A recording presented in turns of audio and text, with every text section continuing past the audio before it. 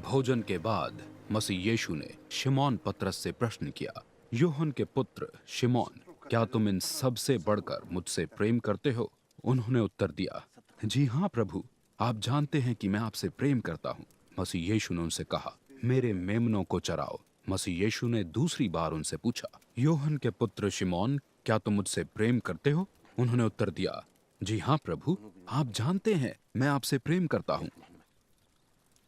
मसीह यीशु ने उनसे कहा, मेरी भेड़ों की देखभाल करो। मसीह यीशु ने तीसरी बार पूछा, यूहन्ना के पुत्र शिमोन, क्या तुम मुझसे प्रेम करते हो? ये सुनकर पतरस आहत हुए कि मसीह यीशु ने उनसे तीसरी बार ये पूछा, क्या तुम मुझसे प्रेम करते हो? उत्तर में उन्होंने मसीह यीशु से कहा, प्रभु, आप तो मन की बात समझते हैं, आप जानते हैं कि मैं आपसे प्रेम करता हूँ।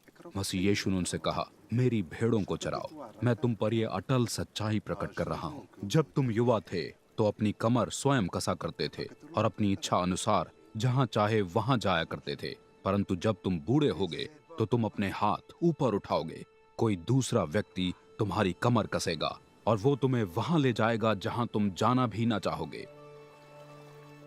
इस कथन के द्वारा मसीह यीशु ने यह संकेत दिया था कि पतरस किस प्रकार की मृत्यु से परमेश्वर की महिमा करेंगे। ये कहने के बाद उन्होंने पतरस से कहा, मेरे पीछे चलो।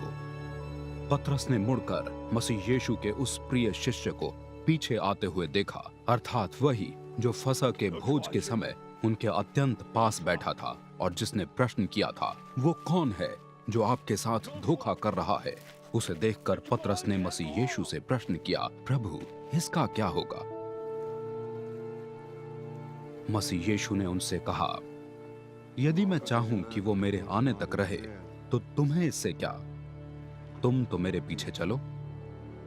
इसलिए शिष्य समुदाय में यह धारणा फैल गई कि उस शिष्य की मृत्यु ही नहीं होगी, किंतु मसीह यीशु ने उनसे यह नहीं कहा था कि उनकी मृत्यु नहीं होगी।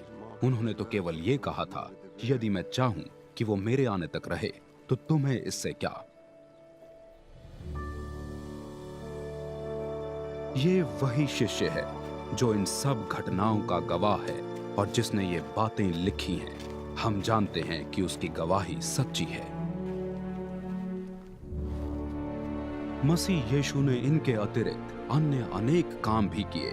यदि हर एक का वर्णन विस्तार से किया जाता तो मेरे विचार से जितनी पुस्तकें लिखी जाती वे संसार में भी न समा पाती।